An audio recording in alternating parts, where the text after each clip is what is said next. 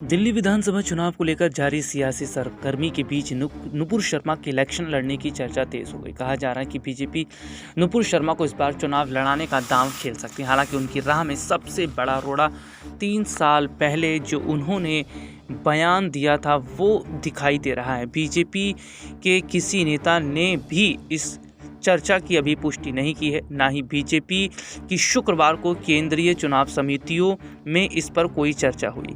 जी हां, अपने दर्शकों को बता दें कि दरअसल बीजेपी की निलंबित नेता नुपुर शर्मा का नाम पूर्वी दिल्ली की बाबरपुर सीट से चुनाव लड़ने को लेकर सामने आया है।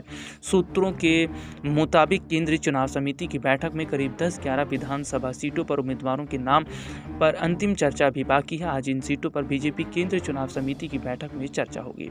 इस बैठक में जेपी नड्डा और अमित शाह भी शामिल होंगे। चर्चा ये भी है कि शनिवार को बीजेपी की ओर से उम्मीदवारों की दूसरी सूची जारी हो सकती है। बता दें कि दिल्ली के बाबरपुर विधानसभा सीट से लगातार 2 बार चुनाव गोपाल राय जीत चुके हैं। वह बाबरपुर सीट से सिटिंग एमएलए भी हैं। गोपाल राय दिल्ली सरकार में कैबिनेट मंत्री के साथ दिल्ली आप के प्रभारी हैं। उन्हीं की सीट से बीजेपी नेता नुपुर शर्मा का चुनाव लड़ने के बाद सुर्खियों में है। कांग्रेस और आप नेताओं सहित दिल्ली वालों को इस बात का इंतजार है कि आखिरकार बीजेपी नुपुर शर्मा को चुनाव लड़ाती है या नहीं। नुपुर शर्मा जून 2022 तक बीजेपी की राष्ट्रीय प्रवक्ता रह चुकी हैं। न्यूज़ चैनलों पर वह बीजेपी की ओर से बहस में भाग लेती रही हैं, लेकिन जून 2022 में उन्होंने जो बयान दिया था और उस बयान पर काफ़ी विवाद होता भी नज़र आया। तब से वह ना तो एक्टिव पॉलिटिक्स में नज़र आई और ना ही किसी न्यूज़ चैनल में। लेकिन एक बार फिर से नुपुर शर्मा एक्टिव हो गई हैं और ऐसे में खबर है कि नुपुर शर्मा को अगर दिल्ली विधानसभा चुनाव में बीजेपी उतारती है तो क्या इसका